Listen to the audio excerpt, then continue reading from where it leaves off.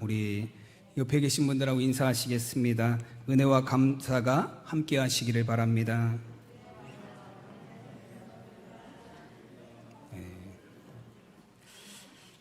네, 오늘은 저희가 마태복음 6장 25절에서 34절까지 말씀을 함께 봉독했습니다. 말씀의 제목은 감사를 막는 염려입니다. 우리 다 함께 제목을 따라 하시겠습니다. 감사를 막는 염려. 아멘. 그럼 벌써 11월이 되었습니다. 올 한 해도 빠르게 지나서 이제는 11월과 12월 두 달만 남겨놓고 있습니다. 특별히 우리가 11월은 이제 추수감사주일도 있고 우리가 교회력으로 감사의 달로 또 지키는 달입니다. 우리가 올 한 해를 되돌아보면서 여러분 감사한 일들이 많이 떠오르시나요? 올 한 해를 이렇게 되돌아보면 나에게 어떤 일들이 감사한 일들이 있었는지 그런 감사한 일들이 떠오르시기를 바랍니다. 혹은 지난 10개월 동안 감사한 일들이 별로 없었다고 생각하시는 분들은 남은 두 달이라도 이런 감사로 채워나가시는 귀한 한 해가 되시기를 간절히 소원합니다. 여러분 우리의 삶에 정말로 하나님이 베푸신 은혜로 말미암아 날마다 감사하는 삶을 살 수 있기를 바랍니다. 여러분 우리가 이제 11월 달 감사의 달을 이렇게 맞으면서 이제 우리가 11월 한 달 동안에는 우리를 감사하지 못하게 만드는 어떤 그런 요소들에 대한 말씀을 함께 나누려고 합니다. 오늘은 첫째 시간으로 염려에 대해서 우리가 함께 말씀을 나누려고 합니다. 염려는 우리가 감사하지 못하게 만드는 우리의 대적 중에 하나예요. 여러분, 우리가 감사하는 마음을 갖고 있다가도 염려가 우리 안에 들어오는 순간 내가 누리던 모든 감사가 우리의 삶에서 사라지게 됩니다. 여러분 그래서 그 기독교 초기 문서들에 보면 문서의 사본들에 보면 이런 이름이 등장을 합니다. 티테디오스 아메림노스라는 이름이 등장을 해요. 여러분 이게 티테디오스는 앞에가 이름이에요. 그냥 사람 이름이고 아메림노스라는 뜻은 염려하지 않는이라는 의미를 갖고 있습니다. 여러분 기독교 초기 문서에는 이런 이름이 등장을 하고 그 이후에 나오는 문서들에 보면 이 티테디오스라는 이름을 앞에 붙인 그 인물들이 굉장히 많이 있습니다. 가령 바울이라는 이름을 가진 사람은 앞에 티테디오스를 붙여서 티테디오스 바울이라고 그렇게 불렀어요. 왜냐하면 이 티테디오스라는 사람이 염려하지 않는 사람이라는 의미의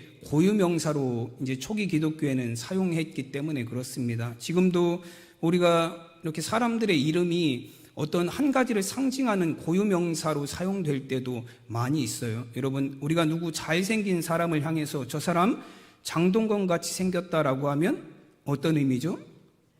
네, 잘생겼다라는 거예요. 그런 얘기를 들으면 기분이 좋습니다. 근데 그렇지 않은 경우들도 있죠. 단지 못생긴 사람의 이름을 고유명사로 삼아서 표현하는 경우도 있어요. 여러분 우리가 심청이 같다라고 표현하면 그 사람은 정말로 효심이 좋은 사람이다라는 의미예요. 마찬가지로 이 초기 기독교 시절에는 티테디오스 같다라는 의미는 염려하지 않는 사람이라는 의미를 갖고 있었어요. 그래서 많은 기독교인들이 특별히 티테디오스라는 그 별칭을 사용해서 그리스도인의 어떤 모습에 대해서 그리스도인의 삶이 어때야 되는지에 대해서 나타냈던 것입니다. 그래서 제 이름에도 이 티테디오스를 붙이면 티테디오스 박승남이라고 할 수 있어요. 그것은 주님의 은혜와 사랑 가운데서 염려하지 않는 삶을 살아가는 나라는 그런 믿음의 고백입니다. 여러분들도 한번 해보실까요? 티테디오스 하고 이름을 한번 넣어보세요. 자, 시작. 네, 우리가 염려하지 않는 삶을 살아가는 저와 여러분이 되시기를 바랍니다. 특별히 11월 한 달 우리가 감사함으로 정말 하나님께서 우리에게 주시는 것들을 누리며 살아갈 수 있는 귀한 한 날이 되시기를 바랍니다. 여러분 우리가 왜 염려하지 말라고 예수님이 오늘 마태복음 6장 말씀에서도 보면 염려하지 말라는 말씀을 계속 하세요. 근데 우리는 염려하지 않을 수는 없어요. 어떻게 염려 안 하고 사람이 살 수 있겠습니까? 우리가 염려하는 일들이 우리의 삶 가운데 일어납니다. 그런데 예수님께서 염려하지 말라는 말씀은 염려에 휩싸이는 삶을 살지 말라라는 거예요. 때로는 염려가 우리에게 긍정적인 영향을 미칠 때도 있습니다. 염려하기 때문에 열심히 하는 거예요. 염려가 되기 때문에 준비하는 거고, 염려가 되기 때문에 하나님 앞에 기도하는 거예요. 염려가 때로는 우리에게 긍정적인 영향을 미치지만 그 염려가 내 삶을 휘어잡게 되면, 그 염려가 내 삶에서 정말로 강한 영향력을 갖게 되면 그 염려로 인해서 오히려 우리가 더욱더 큰 위기를 만나게 됩니다. 여러분, 첫 번째로 이 염려는 우리의 마음을 나누어서 하나님께로 향해야 될 우리의 마음이 하나님께로 향하지 못하게 만드는 게 염려예요. 오늘 25절 말씀에 보면 그러므로 내가 너희에게 이르노니 목숨을 위하여 무엇을 먹을까 무엇을 마실까 몸을 위하여 무엇을 입을까 염려하지 말라. 목숨이 음식보다 중하지 아니하며 몸이 의복보다 중하지 아니하냐. 아멘.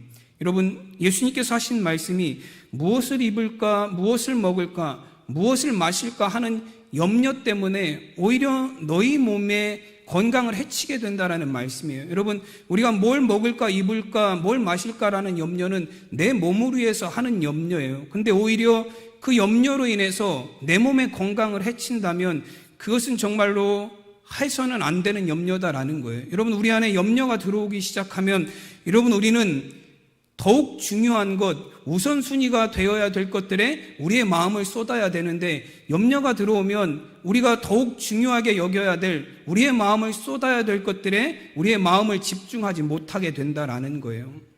여러분, 우리나라 병원에 다니는 환자들 중에 5% 정도가 이 병을 앓고 있다 그래요. 여러분, 5%면 작은 수치는 아닙니다. 100명 중에 5명, 병원에 다니시는 100명 중에 5명은 이 병을 앓고 있대요. 그 병의 이름이 뭐냐면 건강염려증이에요.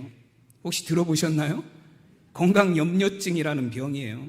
이게 실제로 CT 찍고 MRI 찍고 엑스레이 찍고 조사를 해보면 아무런 증상이 안 나온대요.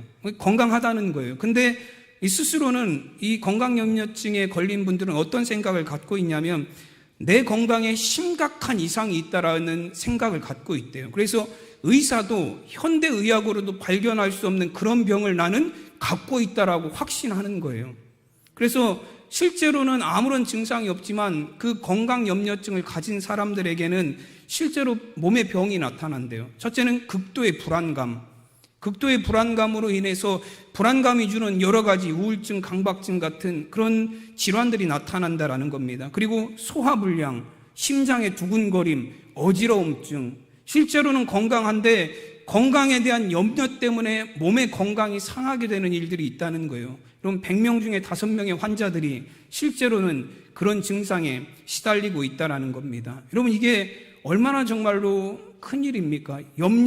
내 몸에 대한 염려 때문에 오히려 내 몸의 건강을 해치게 되는 것. 여러분, 이것은 내가 정말로 중요한 것을 보지 못하고 작은 것에 매달림으로 나의 건강을 해치게 되는 일들이에요. 여러분, 신앙적으로도 마찬가지로 염려는 우리의 영적인 건강에 굉장한 부정적인 영향력을 미칩니다. 여러분, 하나님의 우리에게 베풀어 주신 은혜가 많음에도 불구하고 우리가 하나님 앞에 감사하며 살아야 됨에도 불구하고 염려가 우리 안에 들어오기 시작하면 하나님의 은혜에 대한 감사에 우리의 삶이 집중되지 못하고 염려로 인하여서 하나님께서 베푸신 모든 은혜가 우리의 삶 가운데 사라지게 되는, 우리의 삶이 하나님께 집중하지 못하는 삶을 살게 된다라는 것입니다. 여러분, 누가복음 10장에 보면 그 베다니 마을에 사는 마르다와 마리아 자매에 관한 말씀이 나와요. 예수님께서 그 두 자매의 집에 방문하셨습니다. 이제 예수님이 찾아오신다니까 이 언니인 마르다는 굉장히 분주했어요. 예수님이 오시니까 음식도 준비해야 되고,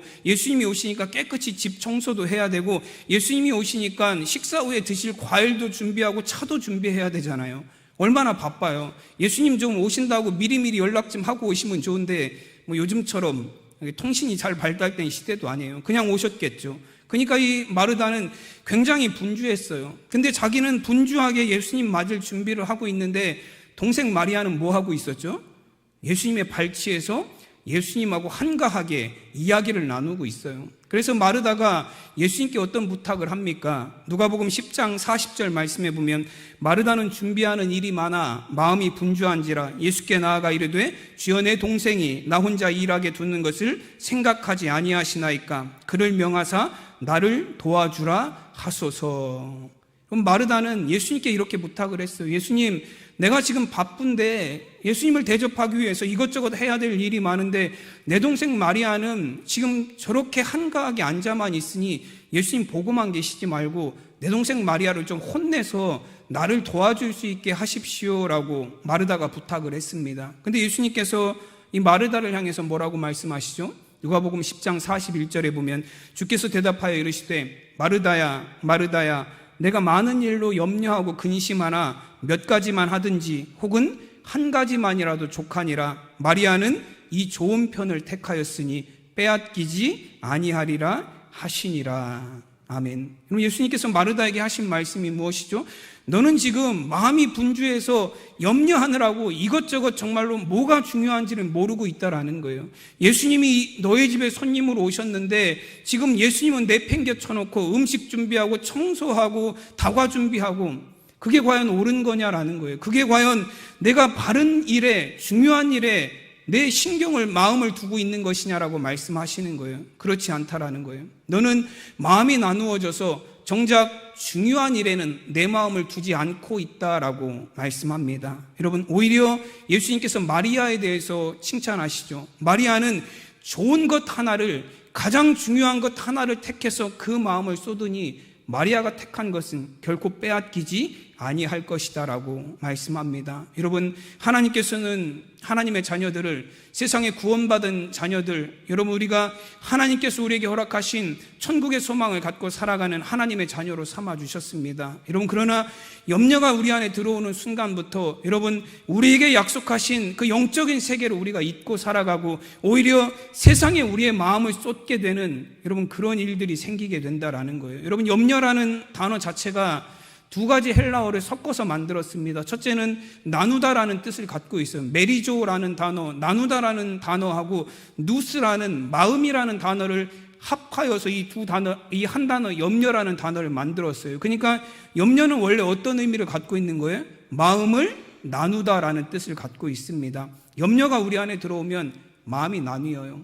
하나님이 우리에게 주신 그 은혜를 바라보지 못하고 하나님이 우리에게 베풀어 주신 구원의 은혜에 감사하지 못하고 하나님께서 우리를 위하여 이루실 일들에 대한 감사는 사라지고 염려가 들어오기 시작하면 여러분 우리가 하나님을 향하였던 마음들이 바뀌어서 나뉘어서 세상으로 향하여지게 된다라는 말씀입니다. 여러분, 우리의 마음이 나뉘어서 염려에 사로잡히지 않으려면 우선순위를 분명하게 해야 돼요. 무엇이 중요한 것인지를 우리가 헷갈려서는 안 됩니다. 정말로 우리의 인생에 중요한 것이 무엇인지를 깨닫고 그 중요한 것에 우선순위를 두고 살아갈 때 우리는 여러분 하나님을 향한 좀 하나님이 주시는 참된 감사의 삶을 살아갈 수 있어요. 여러분, 그래서 오늘 말씀에서도 보시면 33절에서 예수님께서 너희가 우선해야 될 일이 무엇인지에 대해서 알려주십니다. 그런즉 너희는 먼저 그의 나라와 그의 의를 구하라. 그리하면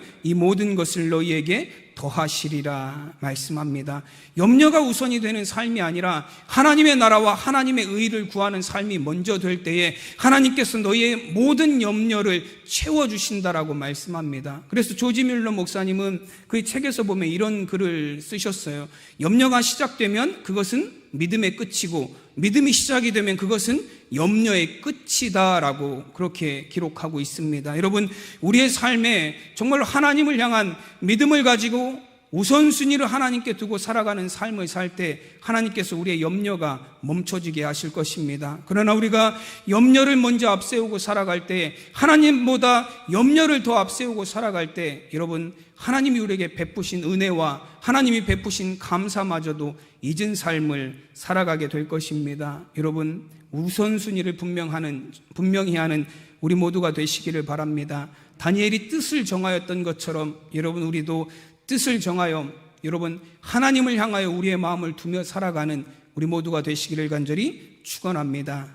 여러분, 또한 염려는 우리가 가진 정말로 존귀한 하나님의 자녀라는 가치를 잊게 만드는 게 염려예요. 오늘 26절 말씀에 보면 공중의 새를 보라, 심지도 않고 거두지도 않고 창고에 모아들이지도 아니하되 너희 하늘 아버지께서 기르시나니 너희는 이것들보다 귀하지 아니하냐.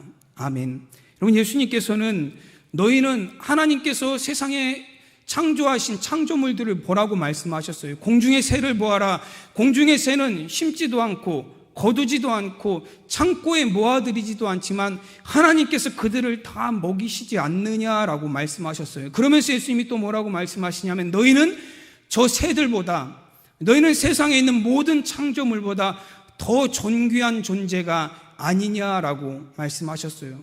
새도 먹이시는 하나님께서 하나님의 형상으로 지음받은 너희를 하나님께서 그냥 내버려 두시겠느냐라는 거예요. 여러분, 우리는 하나님의 존귀한 자녀입니다. 여러분, 우리는 하나님의 형상대로 지음받은 사람이에요. 하나님의 창조의 중심에는 바로 사람이 있어요. 여러분, 하나님께서 첫째 날, 둘째 날, 셋째 날, 넷째 날, 다섯째 날, 여섯째 날까지 하나님이 창조하셨습니다. 여러분, 그 중에서 사람은 언제 하나님이 만드셨죠? 가장 마지막에 하나님께서 사람을 만드셨어요. 여러분, 왜 하나님은 사람을 첫째 날에 만드시지 않으셨죠? 첫째 날에 사람을 딱 만들어 놨으면 사람이 어떻게 됐을까요? 빛도 없고 어둠도 없는 곳에서 쓸쓸히 그냥 죽어버렸을 거예요. 둘째 날 왜 안 만드셨죠? 둘째 날 만드셨으면 사람은 거할 곳이 없어서, 먹을 것이 없어서 다 굶어 죽었을 거예요. 여러분, 하나님이 사람을 맨 마지막에 만드신 것은 사람이 살 수 있는, 정말로 사람이 다스릴 수 있는 가장 좋은 환경을 하나님이 다 만들어 놓으시고 그리고 사람을 만드셨다라는 거예요. 여러분, 하나님의 창조의 중심에는 누가 있다는 거죠? 사람이 있어요. 저와 여러분이 하나님의 창조의 중심에 있습니다. 여러분, 새들도 먹이시는 하나님께서 하나님이 창조하신 형상대로 지으신 존귀한 하나님의 자녀들을 입히시고 먹이시지 않겠습니까? 여러분, 하나님이 사람을 만드시고 난 후에 사람을 향해서 말씀하시기를 창세기 1장 28절에 보시면 하나님이 그들에게 복을 주시며 하나님이 그들에게 이르시되 생육하고 번성하여 땅에 충만하라. 땅을 정복하라. 바다의 물고기와 하늘의 새와 땅에 움직이는 모든 생물을 다스리라 하시니라. 아멘. 여러분, 하나님이 지으신 모든 것들을 다스리는 권한을 하나님께서 사람에게 주셨습니다. 여러분, 하나님의 창조 안에는 사람이 중심이 되어 있고 모든 창조는 사람을 위하여 이루신 일이다라는 것입니다. 그래서 여러분, 다윗은 시편 8편에서 하나님이 사람을 위해서, 하나님이 자기를 위해서 만드신 그 우주를 바라보면서 정말로 하나님 앞에 하나님, 내가 무엇이기에 나를 위하여 이런 일을 행하셨습니까? 라는 놀라운 감사의 고백을 해요. 시편 8편 3절과 4절 말씀에 보면 주의 손가락으로 만드신 주의 하늘과 주께서 베풀어 두신 달과 별들을 내가 보니 사람이 무엇이간데 주께서 그를 생각하시며 인자가 무엇이기에 주께서 그를 돌보시나이까. 아멘. 여러분, 하나님이 만드신 이 우주에서 우리가 하나님이 만드신 것들의 혜택을 누리며 살아갑니다. 여러분, 하나님께서 베풀어 주신 그 자연을 통해서 우리가 얼마나 많은 은혜를 누리며 살아가는지 모릅니다. 여러분, 우리는 날마다 해가 주는 좋은 것들을 누리며 살아갑니다. 여러분, 따뜻한 햇볕, 여러분, 그리고 우리가 어둠이 아니라 밝은 곳에서 살아갈 수 있도록 우리의 삶을 비춰주고, 또 여러분, 해는 또 우리에게 하루에 한 30분씩 나가서 햇빛을 열심히 쬐시면 뭐가 우리 몸에 생성이 된다 그러죠? 비타민 D. 네. 비타민 D가 생성된다 그래요. 제가 건강검진을 해봤더니 비타민 B가 부족하다 그러더라고요. 그래서 저는 나가서 햇빛을 많이 쐬야 돼요. 여러분, 하나님께서 우리에게 우주와 만물의 좋은 것들을 통해서 우리가 살아갈 수 있도록 하나님의 존귀한 자녀들이 하나님의 은혜를 누릴 수 있게 하여 주셨습니다. 여러분, 이사야 선지자는 이사야 43장 1절에서 고백하기를 야곱아, 너를 창조하신 여호와께서 지금 말씀하시느니라. 이스라엘아, 너를 지으신 이가 말씀하시느니라. 너는 두려워하지 말라. 내가 너를 구속하였고 내가 너를 지명하여 불렀나니 너는 내 것이라. 우리는 하나님의 것이에요. 옆에 계신 분들하고 한번 이렇게 말씀해 보시겠습니다. 당신은 하나님의 것입니다.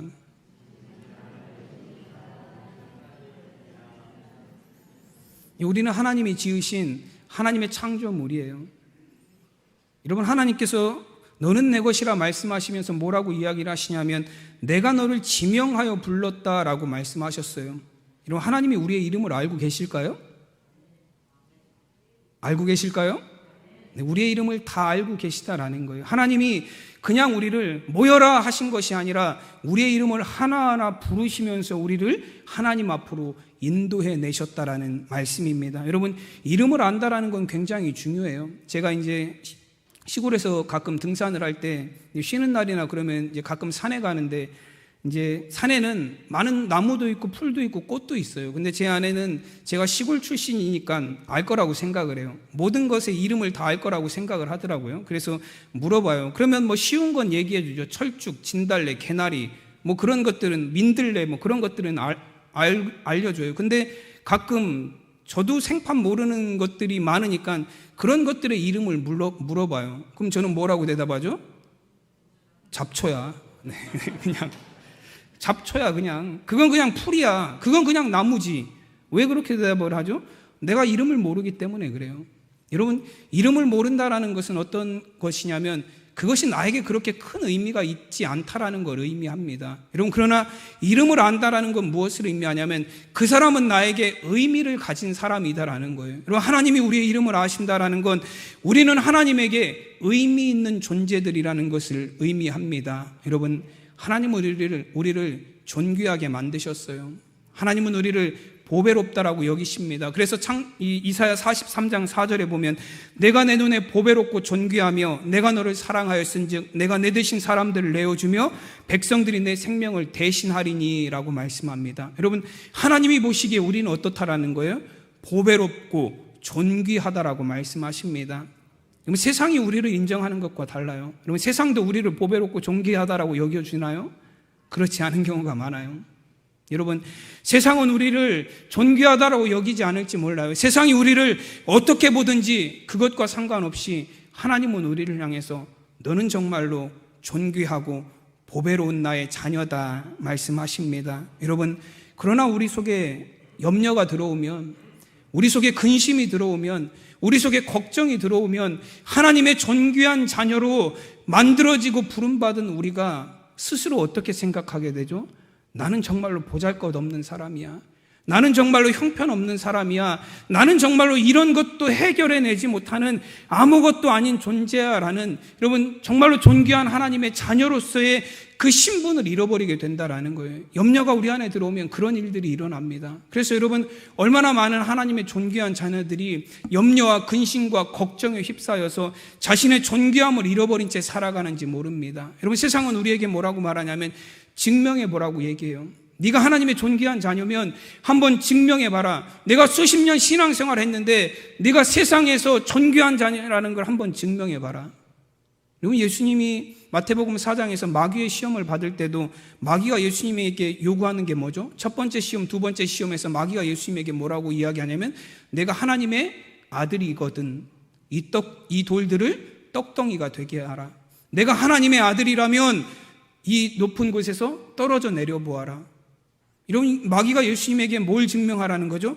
하나님의 아들이라는 것을 내가 돌을 떡이 되게 함으로 뛰어내려서 하나님이 구해주심으로 한번 증명해 보라라는 거예요. 여러분, 세상은 우리에게 증명을 요구해요. 내가 하나님의 존귀한 자녀? 그럼 하나님이 너에게 뭐 해주셨는데, 무슨 복 주셨는데, 내 현실의 삶을 통해서 우리에게 증명해 보라라고 이야기합니다. 여러분, 근데 예수님께서 그 마귀의 시험에 대해서 뭐라고 대답을 하시죠? 예수께서 대답하여 이르시되 기록되었으되 사람이 떡으로만 살 것이 아니요 하나님의 입으로 나오는 모든 말씀으로 살 것이라 하였느니라 하셨으니. 아멘. 여러분, 예수님은 돌을 떡으로 만들어서 예수님이 하나님의 아들이라는 그 능력을 증명해 보이신 것이 아니에요. 마귀에게 뭐라고 말씀하시냐면 기록되었다라고 말씀하십니다. 우리가 능력을 증명해서 하나님의 존귀한 자녀로 증거를 나타내는 것이 아니라, 여러분, 하나님의 약속의 말씀을 통해서 우리는 하나님의 지음받은 자들이고 하나님의 존귀한 자녀들이고 하나님이 우리에게 구원을 허락하셨다라는 약속의 말씀을 통해서 우리는 하나님의 존귀한 자녀가 되었음을 우리는 확신하며 살아갑니다. 세상은 우리에게 증명을 요구하지만, 능력을 요구하지만, 우리의 삶에 나타나는 그 하나님의 복이 나타나는 그런 것들을 요구하지만, 여러분, 하나님의 말씀은 정말로 하나님은 우리에게, 여러분, 너의 능력과 상관없이, 내 삶의 모습과 상관없이, 내가 세상에서 어떤 자로 살아가든지 나는 여전히 너희를, 내 눈에는 여전히 너희가 보배롭고 존귀한 자녀들이다 말씀하십니다. 여러분, 우리의 능력이 아니라 하나님이 우리에게 주신 말씀이, 그 약속의 말씀이 우리가 하나님의 존귀한 자녀임을 증거하는 증명입니다. 여러분, 앞으로 사람들이, 믿지 않는 분들이 여러분들에게 증명을 요구하시면 뭐 하시면 돼요? 하나님이 나에게 말씀하시기를 너는 존귀한 나의 자녀다. 내가 너를 지었고 내가 너를 창조하였으니 두려워하지 말라. 너는 내 것이라 내가 너를 지키리라. 여러분, 이 하나님의 말씀이 여러분들에게 증명이 되시는 삶이 되시기를 간절히 축원합니다. 여러분, 우리는 세상이 뭐라 말하든 우리는 하나님의 존귀한 자녀예요. 여러분, 세상의 염려와 걱정과 근심이 우리 안에 들어와서 여러분 하나님의 존귀한 자녀로서의 우리의 삶을 무너뜨리는 그런 일들이 없도록 정말 여러분 염려가 아니라 하나님 앞에 감사함으로 말씀의 확신을 가지고 살아가는 우리 모두가 되시기를 간절히 축원합니다. 염려는 또한 우리가 지금 누려야 될 것들을 빼앗아가는 게 염려예요. 오늘 27절 말씀에 보면 너희 중에 누가 염려함으로 그 길을 한 자라도 더할 수 있겠느냐 말씀합니다. 여러분, 염려는 아무것도 해결해 줄 수가 없어요. 염려를 해서 해결이 된다면 저는 여러분들에게 항상 이렇게 말씀드릴 것 같아요. 염려하세요. 염려하세요. 항상 염려하세요. 쉬지 말고 염려하세요. 범사에 염려하세요. 그렇게 얘기 드릴 것 같아요. 만약에 염려에서 해결이 된다면요. 오늘 말씀에서도 염려로 그 키를 한 자라도 더할 수 없다라고 말씀하셨어요. 염려에서 키가 큰다면 아마 저도 지금 한 185는 될 것 같아요. 네. 저도 지금은 뭐 키에 대해서 별로 생각을 안 하지만 한창 20대 초반 외모에 민감할 때는 키 때문에 저는 걱정을 많이 했어요. 여러분, 제가 커 보이시나요? 생각보다 여러분 작아요. 네.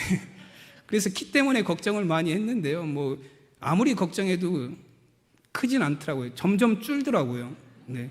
제 고3 때보다 그래서 지금 2cm가 줄었어요. 네. 키가 얼마인지 말씀은 드리지 않겠습니다. 여러분, 염려한다고 해서 키가 크지는 않아요. 염려한다고 해서 문제가 해결이 되지는 않습니다. 여러분, 우리가 이제 수능 시험을 앞두고 있는 학생들이 각 가정에 있으실 거예요. 아마 부모님들은 또 우리 수험생을 앞두고 있는 할아버지 할머니들은 아마 염려가 많으실 것 같아요. 그래서 염려 때문에 뭘 해도 손에 잡히지 않고, 염려 때문에 밥맛도 떨어지고, 염려 때문에 평소에 재밌게 보던 드라마도 갑자기 보기 싫어지고, 여러분 그런 일들이 우리 안에 생깁니다. 여러분, 염려한다 그래서 내 자녀가 수능시험을 가서 만점 맞을 것도 아닌데도 우리 안에는 염려가 가득해요. 그러나 여러분, 그 염려는 지금 내가 누려야 될 것들을 누리지 못하게 만드는 게 염려예요. 염려는 지금 우리가 누릴 수 있는 하나님이 주신 은혜와 감사를 빼앗아가는 게 염려입니다. 여러분, 지금 이 자리에도 혹시 염려하는 분 계신가요? 지금 이 자리에도 아마 집에 뭐 가스불을 켜놓고 왔다든지 그러면 뭐 염려되시는 일들이 있을 거예요. 그러나 여러분, 그 염려에 내 마음이 한번 사로잡히기 시작하면 내가 지금 하나님의 은혜의 자리에 나와서 주시는 말씀을 통해서 찬양과 기도와 예배를 통해서 하나님이 주시는 은혜를 받아야 될 이 시간, 염려가 내 안에 들어오면 하나님의 은혜는 물같이 빠져나가게 되어 있어요. 여러분, 염려는 지금 내가 누려야 될, 오늘 내가 누려야 될 그 은혜와 감사를 누리지 못하는 게 염려입니다. 그래서 오늘 34절에서 이렇게 말씀하십니다. 그러므로 내일 일을 위하여 염려하지 말라. 내일 일은 내일이 염려할 것이요 한날의 괴로움은 그날로 족하니라. 아멘. 여러분, 이 34절 말씀은 마치 내일이 인격을 가진 것처럼 설명을 합니다. 내일 일은 누가 염려한다고요? 내일이 염려할 것이다 라고 이야기합니다. 여러분, 이건 어떤 의미를 갖고 있냐면 내일은 나의 것이 아니다라는 의미예요. 내일 일은 내일이 염려한다라는 건 내일은 나에게 허락된 것이 아니다라는 거예요. 내일은 내가 할 수 있는 것이 아니다라는 것의 의미를 갖고 있습니다. 여러분, 내일은 나의 것이 아니에요. 여러분, 내일을 확신할 수 있는 사람이 어디 있습니까? 내일이 나에게 또 온다라고 100% 확신할 수 있는 사람은 아무도 없어요. 여러분, 내일은 나의 것이 아니에요. 그래서 성경에서도 보시면 야고보서 4장 14절 말씀에 보면 내일 일을 너희가 알지 못하는도다. 너희 생명이 무엇이냐? 너희는 잠깐 보이다가 없어지는 안개니라 말씀합니다. 잠언서 27장 1절에서도 너는 내일 일을 자랑하지 말라. 하루 동안에 무슨 일이 일어나는지 내가 알 수 없느니라 말씀합니다. 그럼 누가복음 12장에 보면 한 부자의 비유의 말씀이 나와요. 이런 부자가 농사를 지어서 많은 소출을 얻었고 창고에 가득 쌓아 놓았습니다. 근데 창고에 쌓아 놓았는데도 창고에 들어갈 수 없을 정도로 많은 양식이 있어서 창고를 더 지었어요. 그리고 거기다가도 지은 창고에다가도 양식을 쌓아 놓았습니다. 그리고 나서 뭐라고 이야기를 하냐면, 내 영혼아, 이제는 많이 쌓아놓고 많이 모아놓고 다 준비했으니까 이제 내 영혼아 편히 쉬고 먹고 마시고 놀자라고 이야기합니다. 그때 하나님께서 이 부자를 향해서 뭐라고 말씀하시죠? 오늘 밤에 내 영혼을 찾으리니 그러면 내 준비한 것이 누구의 것이 되겠느냐라고 말씀하셨어요. 이 부자는 자신의 미래에 대한 염려 때문에 많은 걸 준비해 놓았어요. 여러분, 준비해 놓았지만 내일을 위해서, 또 내 미래를 위해서 많은 걸 준비해 놓았지만 하나님이 뭐라고 말씀하시냐면, 내일은 너의 것이 아니다 말씀하시는 거예요. 많이 준비했지만 오늘 밤에 내 것을 내가 취하면, 오늘 밤에 너의 생명을 내가 취하면 내가 준비한 것이 누구의 것이 되겠느냐. 여러분, 내일은 우리의 것이 아닙니다. 내일은 누구의 것이에요? 내일은 하나님의 것이에요. 그러니 내일 일은 내일이 염려할 것이다라는 건 어떤 의미를 갖고 있어요? 우리의 내일은 하나님께서 준비하신다라는 의미를 갖고 있습니다. 그리고 하나님께서 우리에게 주시는 은혜는 무엇이냐면, 내일은 내가 준비할 테니 너희는 오늘의 은혜를, 오늘의 감사를 누리며 살아라. 하나님 우리에게 말씀하십니다. 오늘 32절 말씀해 보면, 이는 다 이방인들이 구하는 것이라 너희 하늘 아버지께서 이 모든 것이 너희에게 있어야 할 줄을 아시느니라. 우리의 내일을 아시는 하나님, 우리의 내일을 준비하신다라고 말씀합니다. 여러분, 우리는 하나님께서 오늘 우리에게 주신 이 선물과도 같은 삶, 하나님의 은혜를 누리며 하나님께 감사하며 살아가는, 정말로 오늘 우리와 함께 하시는 하나님으로 말미암아 오늘의 삶이 기쁨과 평안이 있는 그런 삶을 누리며 살아갈 수 있는 저와 여러분이 되시기를 간절히 축원합니다. 기도하겠습니다. 아버지 하나님, 하나님의 은혜를 감사드립니다. 하나님, 오늘을 우리에게 선물로 주셔서 오늘도 우리가 주님의 은혜 가운데 감사함으로 살아가게 하신 것 하나님 감사합니다. 하나님, 우리 안에 감사를 빼앗아가는 염려가 우리 안에 들어오지 않게 하여 주시옵소서. 하나님의 은혜를 바라보며 살아가야 될 우리의 삶이 염려로 우리의 마음이 나뉘어져서 세상을 향하여 살아가는 삶이 되지 않게 하여 주시옵소서. 아버지 하나님, 존귀한 하나님의 자녀로 지음받은 우리가 세상의 염려로 말미암아서 스스로 하나님 정말로 존귀함을 잃어버리는 삶이 되지 않게 하여 주시옵소서. 지금 우리가 누려야 될 하나님의 은혜와 감사와 축복을 염려로 말미암아 잃어버리지 않는 우리의 삶이 되게 하여 주시옵소서. 오직 우리의 내일이 되시는 하나님, 우리의 내일을 준비하시는 하나님으로 말미암아 염려하지 않고 오늘의 복과 은혜를 누리며 살아가는 우리 성도들 되게 하여 주시옵소서. 감사하며 우리 주 예수 그리스도의 이름으로 기도드리옵나이다. 아멘.